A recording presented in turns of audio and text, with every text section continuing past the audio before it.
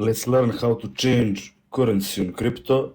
This is actually very easy. I will show you this tutorial on PC, but you can follow up on any other device you want, for example phones. Also, I will show you how you can do this both on browser and application, because it's very short and simple. So let us start now with application first. To change, you will have to click on this setting icon in bottom left corner, and here you will instantly see USD. To change it, just click on something and click the currency you want. And as you can see here, it will change automatically. To return back, just go and find your last currency and set it again to USD.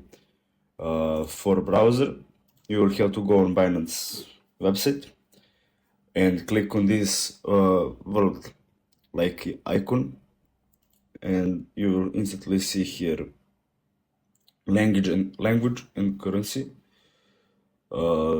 You can select again and you will see instantly change. To return, just find USD again and you are done. So thanks for watching and see you in the next video.